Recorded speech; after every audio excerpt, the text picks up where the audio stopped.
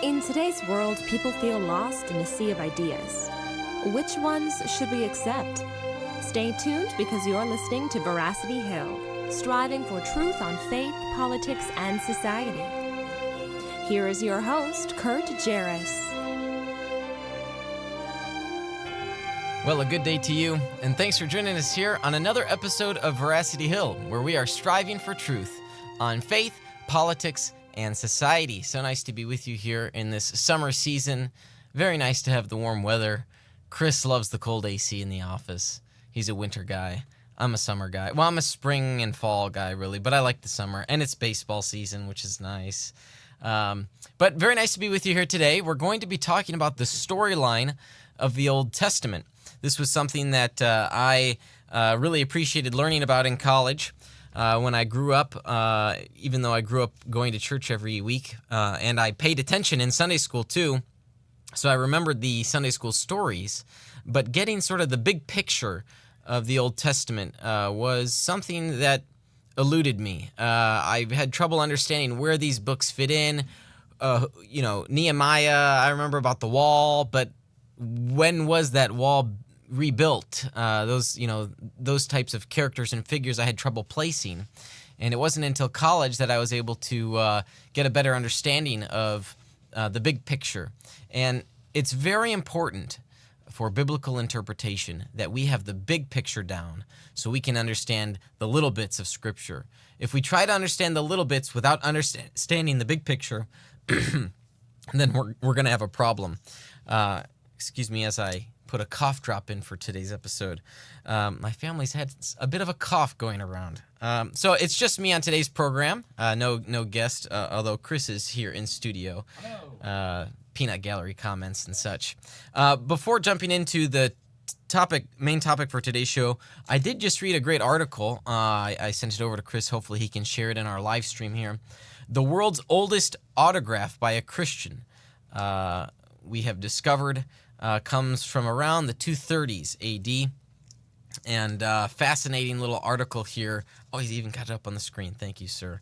I want to read about this. The earliest Christians in the Roman Empire are usually portrayed as eccentrics who withdrew from the world and were threatened by persecution. And this is typically where it's believed that monasticism came from, the monastic movement in Egypt from this. So this is countered by the contents of the Basel papyrus letter P, that's for papyri or papyrus, BAS 2.43. They have a whole categorization system for all the manuscripts that are discovered. And the letter contains indications that in the 3rd century, Christians were living outside the cities in the Egyptian hinterland where they held political leadership positions and did not differ from their pagan environment in their everyday lives. So let's read. There's a translation here. Greetings, my lord, my incomparable brother Paulus. I, Irianus, salute you, praying that all is well as possible in your life. He continues on, going here a couple sentences later. For Heraclides would be unable to take care of it, he has been named to the city council. He talks about getting fish liver sauce and such. So we get sort of a sweet look into the lives. But here it's signed off with an ending, I pray that you fare well in the Lord. And so we know that this was written at the hand of a Christian. And so we get this autograph here, which is great. 230s AD, nice little tidbit factoid from history. I like learning about the manuscript discoveries that occur that clue us into the life of early Christians. I'm going to pass this article along to my friend Ted Wright of Epic Archaeology, and hopefully he'll get this posted if he hasn't done so already. All right, so I was getting into an interesting discussion on Facebook about a concept called presuppositionalism. That's an apologetic methodology with some of my Facebook friends. I appreciate their engagement. I had asked some questions of Cornelius Van Til from this book, Common Grace in the Gospel, a section, and my discussion led me to decide to invite on the editor of this work, Scott Oliphant, whom I had a discussion with several years back now on presuppositionalism. We'll see if he responds to my request to bring him on to the show to talk about presuppositionalism. And I'd be curious to ask him a few pointed questions about Van Til's view. Van Til isn't always the clearest in what he's communicating, and a number of scholars would confirm that. There are times where he's confusing. Even John Frame, who's written extensively about Van Til, says that. So, okay, let's get into the storyline of the Old Testament. I'm keeping tabs of your comments and questions today. I've got our simple texting platform up. That is the platform we use to communicate with some of our followers. It's totally free. All you have to do is text the word Veracity to the number 555-888, and you'll sign up for free here. I am going to also load up here the Facebook comments to see who might be tuning in. If you're watching now, thank you so much. Why the storyline of the Old Testament? Well, as I started talking about it, this was something that perplexed me, not having the big picture of the Old Testament story. And then once I got to college, I was able to really understand that and gain a better description here. I see Michaela's watching. Chris, she says the volume is low. And Chris has already given me the thumbs up that it's fixed. He's keeping tabs on it. All right. So the storyline of the Old Testament refers to the chronological history of the Israelites. And my intention is to present a big picture for you. I do want to talk a little bit about maybe some theories about how books of the Bible were compiled. But once you can get the big picture, then it's going to be a lot easier for you to understand. So first, let me classically go through the books as we have them arranged in our English Bibles. I could go off memory, but if I failed to mention something, then I'd be a bit embarrassed. So here we go. Genesis, Exodus, Leviticus, Numbers, Deuteronomy, Joshua, Judges, Ruth, 1st and 2nd Samuel, 1st and 2nd Kings, 1st and 2nd Chronicles, Ezra, Nehemiah, Esther, Job, Psalms, Proverbs, Ecclesiastes, Song of Solomon or Song of Songs, Isaiah, Jeremiah, Lamentations, Ezekiel, Daniel, Hosea, Joel, Amos, Obadiah, Jonah, Micah, Nahum, Habakkuk, Zephaniah, Haggai, Zechariah, and Malachi. All of these books, how do they fit together? They are grouped in different categories in our English Bible, and it's not chronological. And so the way that this works is that some of these will fit into the timeline differently than others. And there is debate on scholars about when and where some of these books were written. Some we have a good idea of, others we're just not so sure of. When we look and read their content, it still is uncertain about what audience the author might be trying to reach, and therefore in what time period they live in. Okay, so we might divide Israel's history into 7 stages, and this is the 7 stages that I remembered, and I want to repeat this a number of times for you. Primeval, patriarchal, bondage and deliverance, conquest and judges, united kingdom, divided kingdom, exile and return. So those are 7 stages. Again, primeval, patriarchal, bondage and deliverance, conquest and judges, united kingdom, divided kingdom, exile and return. All right. So the primeval era, the first era, this would refer to the first 11 chapters of Genesis, from the creation accounts to the flood, ending with the Tower of Babel.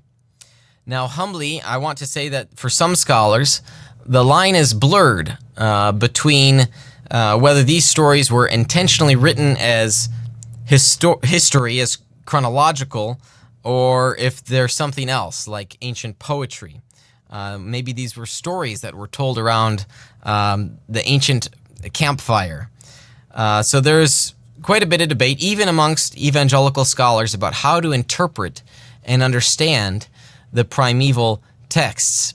In fact, I was just getting into a bit of an email discussion with my father about how to interpret Genesis 6 through 9. So that was a fun discussion I had with him. So we do have the genealogies, though, so that sort of lends toward a historical account. But sometimes these primeval stories seem Well, in the Genesis creation accounts, you do have some differences that appear, and some of the stories in the primeval genre here, some people might be a bit skeptical of whether they occurred, such as a global flood and the feasibility of that. So the creation and flood accounts are actually they're not unique, shall I say, or those themes or motifs are not unique to the Bible, to the Old Testament, to the Jewish people. There are, in Mesopotamian cultures, other stories, such as the Epic of Gilgamesh. That comes from the Enuma Elish, and there you have creation accounts and a great flood. And so, again, you see these stories in other cultures. Now, what I think that does, I think it does two things. One, it doesn't, just because other cultures have those stories, that doesn't mean the biblical model is a copycat or is false. What it does do, secondly, is it corroborates the gist of what happened. When you have multiple independent sources, then it helps to confirm that there is some ancient catastrophic event like a flood. And that, in my view, helps to confirm what the text is telling us. So whether it was, the name of the person, maybe we don't know, and so then we take it on faith that it was Noah. Whereas if we look at it from a historical method standard, we can be more certain about some facts than others. Let me put it that way. We can be more certain about some facts than others.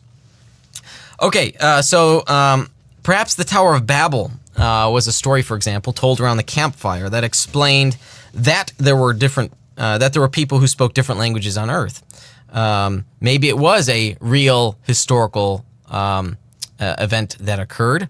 I think my colleague Ted Wright would actually argue that. But this is all to say that evangelicals have different views on this. A number of Jewish scholars and some evangelicals believe that Job, the book of Job, took place during this primeval era. That Job, while occurring in the wisdom literature, chronologically took place during the primeval era. That's if Job were to have lived historically, but even still, it probably is the earliest book written. The book of Job was probably written before Genesis, a number of scholars think. So for them, intentional historical accounting begins. More scholars are willing to say that sort of history proper begins with Abraham. And this is when we enter we exit out of the primeval era and we enter into the patriarchal era. So what's the patriarchal era? Well, this is the era of the patriarchs: Abraham, Isaac, Jacob, and Jacob's sons. We think of Joseph here. Abraham is called by God and promised land, wealth, and numerous descendants. Abraham's faith in Yahweh is seen in his almost sacrificing his son Isaac, which I can certainly imagine the looks that Isaac gave to his father as they're walking down the mountain there. I see Chris has put up this chart here, the people of God and the covenant, and this comes from a work by John Walton, an Old Testament scholar at Wheaton College. You can see here Walton sort of describes the history differently than the 7 stages I've described them, but he certainly has the patriarchal period here. And there is the promises to Abraham, land, nation, and blessing. And so with the patriarchs, we go from Abraham to Isaac. You might remember Isaac married his cousin. That's kind of what folks did back then. There were fewer people, and there weren't yet laws against that. And the gene pool maybe was different than they were and are today. Okay, so from Isaac, you get Jacob. And from here, if you paid attention in Sunday school, you might remember Jacob and Esau. Jacob is famous, or perhaps infamous, for stealing his brother's birthright.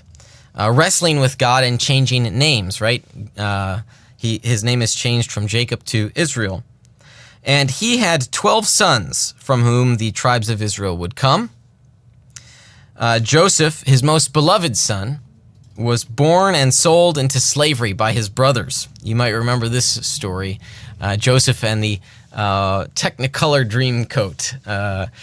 He is the beloved son, sold into slavery, works his way out and up, out of prison, up into the ranks of the Egyptian leadership.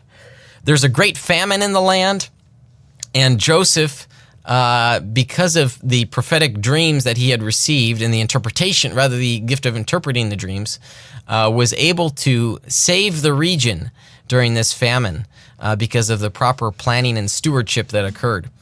And so he classically, as many people know, tells his brothers, what you meant for evil, God meant for good. There's debate over that term and meaning meant. I won't get into that today. But nevertheless, God, at the very least, God uses that set of circumstance to bring about the salvation of many people and saves the line of Israel through that event. Let's see here. So then we have the families of Jacob, the 12 sons, settle in the Nile Delta in Egypt. And they are then enslaved by the Egyptians for a number of generations. And this is what gets us to Moses. So we move along from the era of the patriarchs to the era of the Exodus. So Moses is born. We remember the Sunday school story, the baby put in the little raft, sent down the river. That's the Sunday school story. We're going to have a number of those that we might remember today for those who grew up going to church. And Moses is raised in Pharaoh's court. And he is a leader in Egypt. But he one day sees an Egyptian slave driver beating down a Hebrew, and Moses murders him. And so he escapes and flees to the desert, only to return years later, demanding that Pharaoh let the Israelites go, right? So we know the burning bush experience here, and then he comes back to Egypt, and then ultimately faces Pharaoh. And this is where you see, you think Charlton Heston, classic, long film. But here, this is where all of this happens. After a series of plagues resulting from Pharaoh's rejection of freeing the Israelites, Moses led the people out of Egypt and to the Promised Land. But that was only after 40 years of wandering in the wilderness. So if we remember our 7 stages again, primeval, patriarchal, bondage, and deliverance. So this is the bondage and deliverance era still. We have the 40 years wandering in the wilderness. Moses strikes the rock. You think of the crossing of the Red Sea, and then the wilderness. Moses strikes the rock, water comes out. But that happens another time, and he disobeys God's instruction, and as punishment, Moses is unable to go into the Promised Land. What's so important about 40 years in the wilderness? Why that long? It doesn't take that long to travel. So it's not like they're just literally wandering, clueless about where to go. The point was that there had to be generational turnover, because despite all the miracles that God did amongst the people, they still rejected him. They wanted to go back to Egypt, they said. And so God was going to raise about a new generation of people that wouldn't be bitter and would be more honoring to him and faithful to him. So, as you hear the sirens going off, so 40 years is generational turnover. So a new generation comes in, and they are led by Joshua. So now we go from bondage and deliverance to conquest and judges. What is the conquest about? Well, we had a fascinating event last fall, the Defenders Conference, where we brought in 4 Christian speakers to talk about their different views on the so-called or alleged genocide commands, where Yahweh commands the Israelites to kill and wipe out everyone. So that was an intriguing event with those different perspectives. But this is what the conquest is about. So Joshua leads the Israelites through the promised land in order that they might destroy the Canaanite religion and simultaneously drive out the inhabitants from the land. Not only as punishment for their truly depraved behavior, but also as a fulfillment of the promise that God made to Abraham. This was the promised land that they were entering. They failed to drive out the inhabitants, and so in the book of Judges, we read about what happens. We read about how there was a sort of syncretism that occurred between the different religions, and how the judges, which were like political leaders, they weren't kings, but they were important authorities, led the Israelites through a number of different circumstances. So you think here, Gideon leads God's army. Deborah was an important judge. Samson killed all the Philistines, including with the donkey jaw. That's a famous Sunday school story, and maybe you remember Samson and Delilah. Samson and his strength bringing down the building, which, by the way, there's a very scientific explanation for that, which intrigues me. So it's during this era, the era of the judges, that the book of Ruth takes place. And you know, Boaz, Chris, you know what Boaz was like before he got married, right? No, I don't. What type of leader he was? What type of leader was he? He was a ruthless one. Wow, man, where's the little gag reel or something? Cheesy Christian joke there. Yeah, Boaz, before getting married, he was ruthless. All right, so...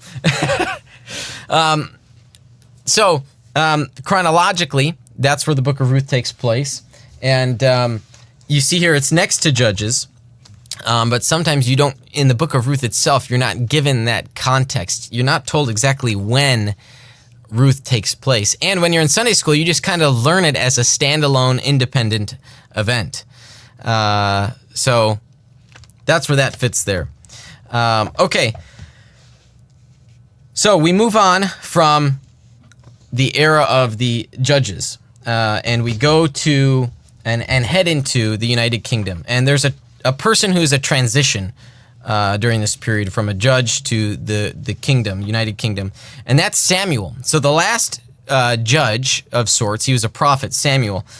He told the people of Israel that Yahweh was their king, but they didn't want it. They wanted a human king.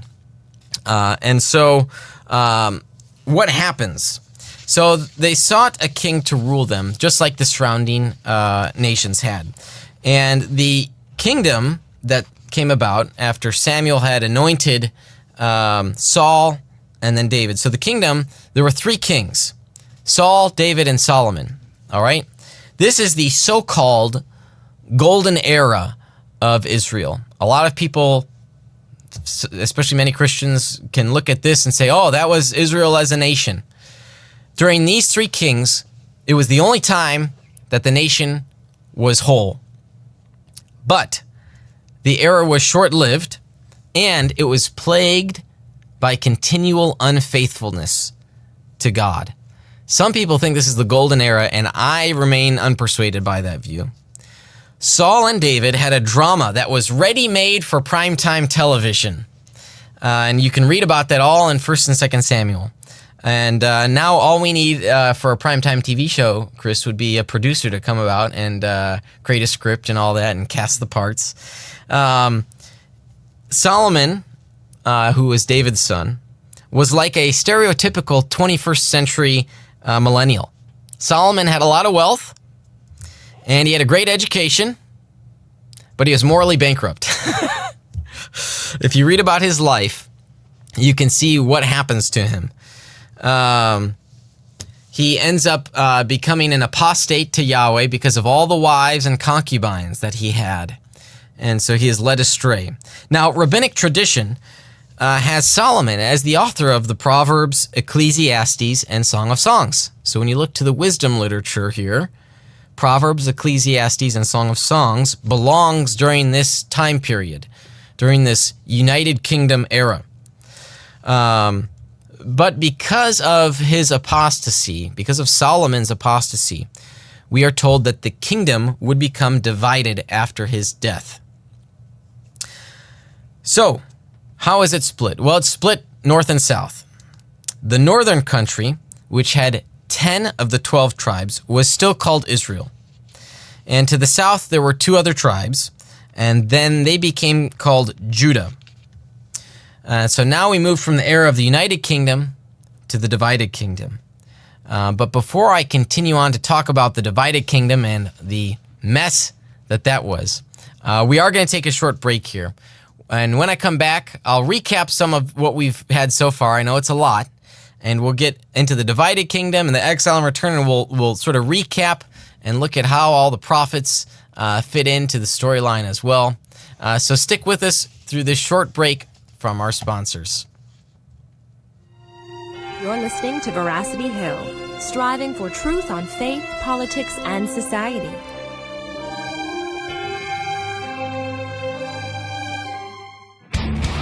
Evangelical Christians are talking about hell. What if we believe what we believe because we've always believed it?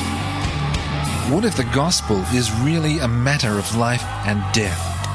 We want you to open your mind, open your Bible, and rethink hell. At rethinkinghell.com, evangelicals look at what the Bible says about hell, putting conventional and controversial views to the test. Let's say there's this Christian apologist. You love their message, but have trouble finding their videos, their articles, or social media posts. How do you stay connected to them? We're on it. Defenders Media uses the tools of the digital age to create content for your favorite apologists. We give them more screen time, more digital soapboxes, and more presence to deliver more of the content that you love. That's what we do. I know that social media is important to those of you who follow my work. Many respond to my videos and posts on Facebook and Twitter, but it becomes impossible after a while to keep up with it all and to continue with research. That's why I'm thrilled that we have found a solution, Defenders Media.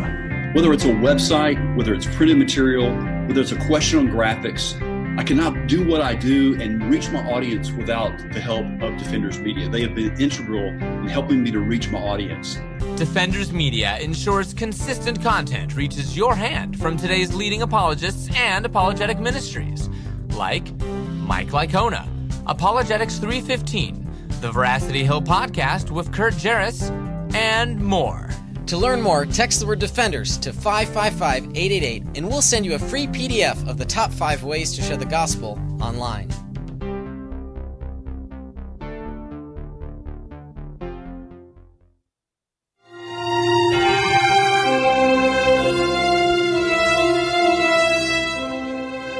Thanks for sticking with us through that short break from our sponsors. If you want to learn how you can become a sponsor, you can go to our website, veracityhill.com, click on that Patron tab. We'd love to get your sponsorship to help you promote your business, your organization, your ministry, or perhaps just a book that you want to promote here on our program. I'm very appreciative of our sponsors and our patrons. Patrons are folks that just chip in a few bucks each month, $5, $10, or $20, or perhaps more. We'd love to get your support to keep our program going and growing. And so I see here actually one of the supporters has reached out through our simple texting platform. And I'm just getting back to them here. Now they're wondering how they can watch the live stream. Of course, if you're watching right now, you're on Facebook watching. Part of our plan here at Veracity Hill is we're uploading old episodes to our YouTube page, and Chris has been handling that during the week. Trying to get basically a few, even if it's just a few every week, we will eventually catch up. And once we catch up and add all those old episodes, we're going to start simul-streaming to Facebook and YouTube and perhaps other platforms as well. So that's part of our plan here in how we are reaching out and increasing the, adding to the lake of internet content. Because if Christians are not putting their content out on the internet, on the different platforms, then where will people find it? If they're spending so much time on YouTube, we've got to be able to counter and provide alternatives there for folks instead of like, I don't know, Chris, like instead of watching Mario Kart videos. Yeah. Chris has an interest in watching. There are guys that will stream while they're playing video games, and there's a whole subculture of this. And what's the main platform that they do it on? Twitch.tv. Twitch.tv. See, I never knew this. And Chris has been saying we got to get Veracity Hill on that platform. So that's part of our plan. We'd love to get your help in doing so, though. It takes a lot of time, the editing, the uploading process, the managing of the account. And so with your help, that helps us to do that. So we'd love to get your support to help us to do that. If you like this program, this content, this material, please consider becoming one of our financial supporters. Steve here is writing online. Hello from Valparaiso. Steve, great to have you watching on today's program today. Would love to hear about how you've heard and came across our program. Perhaps from our Dyer, Indiana conference early in May. If he's in Valparaiso, maybe he traveled there. But otherwise, we'd love to hear about that, Steve. Thanks for watching. On today's episode, we're talking about the storyline of the Old Testament. And the reason why we're doing this is because if you were like me, I grew up going to church every week, paying attention. This is maybe why I got into theology, because I paid attention in Sunday school. But I remember these stories, but I didn't know how the puzzle pieces fit together. I didn't know what the big picture looked like. So I remember the story about Ruth, and I remember the story about Jonah and Nehemiah, but I had no idea how it all fit. When did these people live? And where does that fit with the chronology? So I've got 7 stages for us to remember and think about. Primeval, patriarchal, bondage and deliverance, conquest and judges, united kingdom, divided kingdom, exile and return. And right when we were taking a break there, we were heading into the divided kingdom. And I realized at the break I forgot to mention Psalms. So I'm trying my best to cover every book of the Old Testament here. So Psalms were written, by and large, scholars think, by David. And so many of the Psalms were written by David. And so that would fall under the United Kingdom era. So that was one book I had failed to mention. So I think we've covered here thus far Genesis and Exodus, Leviticus, and Numbers. Those would have been during the bondage and deliverance era, or what we would call the Exodus time period. Then you have Joshua and Judges and Ruth, 1st and 2nd Samuel, and then we get into the Kings and Chronicles, and this is where the trouble happens for Israel. And so here we have the northern country, again, 10 of the 12 tribes of Israel, still called Israel. To the south, 2 tribes, now called Judah. God continued to work in his people during this time, even though they were divided. And if you look at the amount of righteous kings to unrighteous kings, the northern kingdom, it's not looking hot. The southern kingdom's looking a little better, but still not very hot. So the prophets during this era fervently sought Israel's repentance. Elijah and Elisha, again, Sunday school characters you may have remembered learning about and the different works that they did. So we can read about Elijah and Elisha in 1st and 2nd Kings. They performed great miracles in the hopes that the people, including the leaders, would repent. Now, there were other prophets that served the northern kingdom during this time, during the era of the divided kingdom.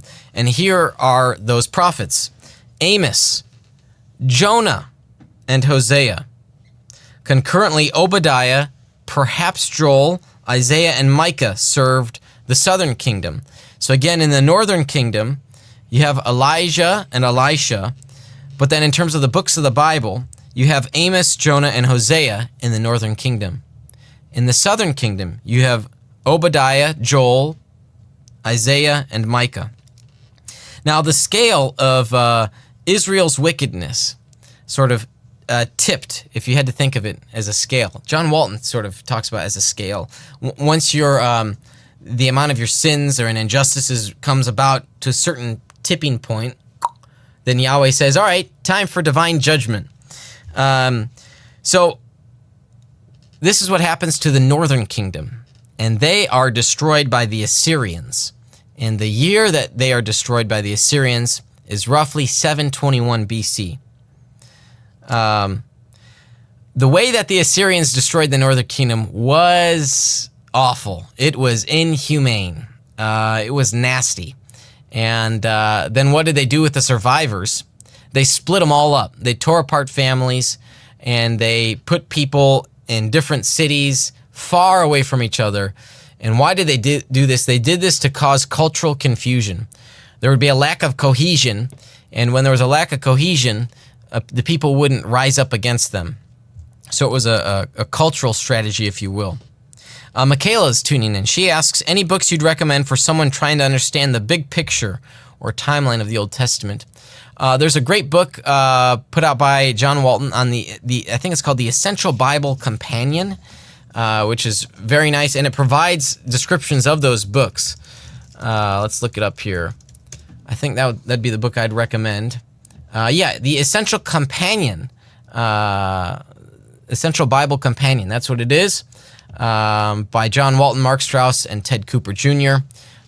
Chris has it up there. He will get it up for our stream shortly. That'd be the book I'd recommend. There are also some, charts and books available online you can find. But I think a book like that, if you sit down for an hour or 2 hours and just go through that book, you're going to get a very good picture of what the Old Testament timeline looked like. Okay, so the people of the land were taken away and dispersed throughout the Assyrian Empire. That is the people of the northern kingdom. So only Judah remained during this divided kingdom era, and they are then sort of a solitary kingdom. They are by themselves.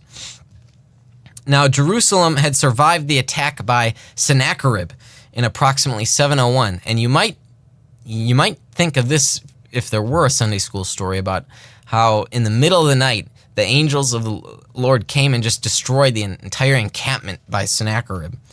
And so both sides sort of viewed it as a victory of sorts because Hezekiah claimed victory. Sennacherib claimed victory because Judah was paying tribute. So they sort of became a tribute territory. So I suppose not being destroyed for Hezekiah constituted as a victory, even though they were still under the authority. Now, roughly 100 years later, a new world power comes onto the stage, and this is the Babylonians. Judah paid tribute to them for a time, but only until they lost a military battle against Egypt. And one of the few good kings that Judah had, his name was Josiah. He brought about a number of religious reforms. He was one of the righteous kings. He was killed in the Battle of Megiddo in 609 BC. And it was during his reign that 2 Chronicles tells us, Jeremiah composed laments for Josiah, and to this day all the male and female singers commemorate Josiah in the laments. So these became a tradition in Israel and are written in the laments, says the chronicler. Of course, we know them as the Book of Lamentations. A few other prophets served the southern kingdom during this time, and they were Zephaniah, Nahum, and Habakkuk. So that's how those prophets fit in. Now, if you're wondering why are some of the prophets called major prophets and why are some of them minor, it's a very sophisticated answer. The major prophets were longer, they wrote more content, and the minor prophets were smaller. The content was smaller, fewer words written on the scrolls. Okay, 12 years after Josiah's death, the infamous Nebuchadnezzar laid siege and captured Jerusalem, leading to the first of two exiles in 597 BC, which included the prophets Ezekiel and Daniel. The exile would last for 70 years, and that's measured from the time of the destruction of the temple to the time of the rebuilding of the temple. The rebuilding took place only after Cyrus of the Persians, who were now running the world stage. So during that 70 years, during that time of exile, the Persians took over and defeated the Babylonians. Cyrus allowed the exiles to return to their homeland in roughly 538. First and Second Chronicles was written in post-exilic Israel, post-exilic Judah. Sorry, what was called Judah, and provides a different perspective of the history of Israel. It's during this time that Haggai and Zechariah serve as prophets in Judah before the Second Temple was completed. So, meanwhile, during this return, during this rebuilding era, if you go back across the Fertile Crescent, you find Esther. This is when Esther lives, and she becomes queen to Xerxes in 478. And 20 years later, during the reign of Artaxerxes in 458, Ezra arrives in Jerusalem. So we can read about this rebuilding process in the book of Ezra. And the rebuilding of the city walls, specifically, we read about in Nehemiah. So for me, when did Nehemiah and the rebuilding of the walls live? Oh, that's when it happened in the storyline. It was toward the end of the storyline of the Old Testament. Malachi, he prophesies around 430 BC, and he closes off the Old Testament canon, leaving a few hundred years between the Old Testament and the New Testament. And that time period is called the intertestamental period. Some call it the period of silence because we don't hear of anything, at least what we think of as divinely inspired documents and works. Of course, the Jews still had a history, and I want to encourage others to go and explore the Old Testament Apocrypha so they can learn more about what happened during that time period, during the intertestamental period. So I want to recap here. Chris, if you could put the chart up from Walton, the people of God in the covenant here. So I want to do a little bit of a recap here of what I've called the 7 stages: primeval, patriarchal, bondage and deliverance, conquest and judges, united kingdom, divided kingdom, exile, and return. So here you see the patriarchal period. This is John Walton. You have the first transition period, the Egyptian sojourn. We would call that the bondage and deliverance. Then you have the conquest and judges occurs.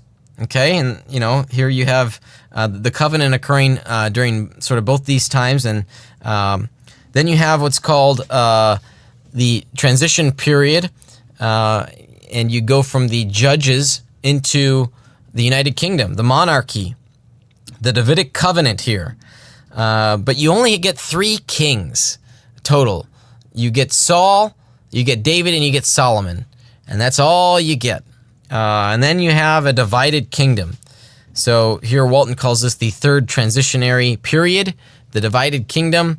And maybe if I had to have a suggestion to Dr. Walton, very intelligent scholar, the amount of time that takes place during this divided kingdom almost should have a box itself.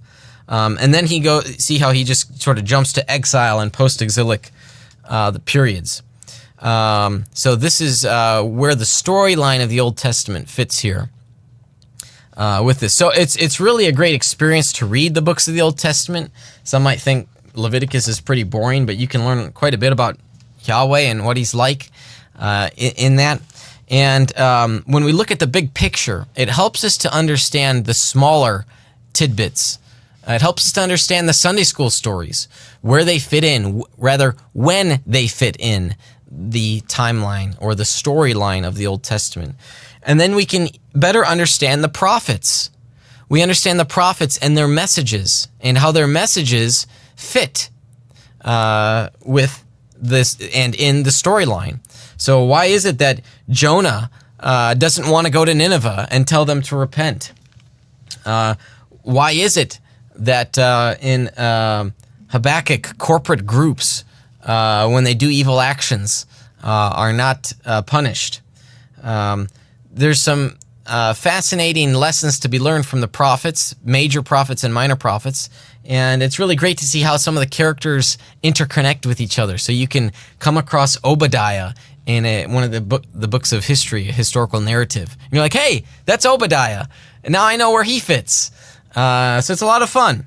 And I'm trying to think here if I've missed any of the Old Testament books, but I think I've covered all of them. And if I have forgotten any, then let me know, and I can try my best to fit those in. But on today's show, I wanted to give that broad overview. And so if you're listening to this for the first time ever, maybe you've heard about where and when these books fit in the storyline. I'm glad that you have, because now if a pastor gives a sermon on one of these passages, you're going to have a better understanding of the biblical text of the Old Testament and how it all fits together in the grand plan, in the storyline. And we cannot read the New Testament without understanding the Old. I mean, we can only understand a little, but there are so many things that you miss out on when we read the New Testament. And I say this because Christians are notorious for just reading the New Testament as if the Old Testament no longer applies. Okay, well, in some senses it doesn't apply anymore, but in many other senses it still does. And many of Jesus' teachings occur in the context of a first century Jew. And what context, historical context is there, we can understand and learn by understanding the Old Testament. We can know, we even know what Bible Jesus read, what Old Testament Jesus read, because of who he refers to as the first martyr and the last martyr. In Malachi, there is no martyr, but he had a different different Bible than we had, and how the books were organized. And so that was an allusion to the type of Jewish arrangement that he had in his book. So there are so many clues and hints and allusions to the Old Testament, and explicit references that wouldn't make sense if we didn't read it. So, for example, I like to mention this one in 1 Corinthians. Paul says, "Don't muzzle an ox." Well, what does he mean, don't muzzle an ox? I don't know what that means. Oh, it's an agricultural reference. Right, Chris? The ox, the ox out treading the field. Well, that's actually an explicit quote from the Old Testament. And it's about the importance of letting the animal eat while the animal's working. What does Paul mean by it, though? Well, he means something a little different. He means contribute to the fund so he can continue his missionary work. Because he's the one working, he's doing the spiritual work, and so there should be some gains for him to do that work. Why is it that I like the reference? Well, because on our donate page, I use that example. But we need to understand the Old Testament so we can better understand the New Testament. And even in our ethical lives, how should we live our lives? It's true, if you're a Gentile, that if you want to get a tattoo, there is no explicit prohibition against it. In the Old Testament, there is a prohibition against tattoos for the Jewish people. But here's where the next question comes in. We still need to ask ourselves, how does the Old Testament text apply? What are the principles? What are the ethical principles that we can draw from their ancient context into our modern day context? And that's why reading the Old Testament is very important. Sometimes the New Testament does not talk about some of the principles. Sometimes it's silent on some issues. And the Old Testament has much to say about it. Granted, we live in a different time period. So, for example, prisoners of war. Okay, what do you do if you're in warfare and there are no prisons in an agrarian society? What do you do? Well, there are a couple options. One of them is to make your enemy a prisoner of war and a slave, make them a slave in that ancient society. But now slaves, I want to be clear here, what we mean by a slave in ancient Near Eastern world is not the same type of thing or idea that we draw up when we think of American slavery. American slavery, there was horrid treatment of slaves. There were specific laws about how to properly treat your slave in the Old Testament. So you can see here it was very much like welcoming someone into a family, as weird as that might sound to our sensibilities in the 21st century here. So these are different concepts of slavery. Okay, but back to the point here. There were no prisons. What was the penal system? How do you live in the Old Testament time period? What did you do? Why are there these funky laws about how a rapist would have to marry, or how a rape victim would have to marry the rapist? Why is that there? And it's only because we have to understand that ancient context that we can make sense of it. And we can understand, oh yeah, that, as weird as that is to our sensibilities, that would function, that law, whatever it might be, would function as a deterrent for that type of behavior. So then it makes a little bit more sense. And then we could see how in our system today, we don't have those deterrents. And we have a different system. And maybe some of our laws aren't working. And so I say all of this because there are many people who haven't read the Old Testament. They object to the Christian faith. They're ignorant of the storyline about how these laws fit in here, where and when these people fit. And by having a big picture understanding, that can certainly help us in our literacy of the Bible, what the text means, and then how we apply that into our conversations, into our worldview thinking, into our conversations with others. So it's very important to have that big picture understanding of the Old Testament. With that, I hope I covered all of the books of the Old Testament. At least I've mentioned them. I know I haven't had time to go into talking about each and every one of them. Maybe we'll have an episode, say, just on these different segments, on the Pentateuch, on wisdom literature, on the prophets. That could be a fun series, Chris. Maybe we'll tackle that in the future. But at least for now, for today, I've given you a big picture of the storyline of the Old Testament and how and when different books fit in that storyline. I've got a fascinating interview coming up next week with an acquaintance from my college years. Dante Stack is his name.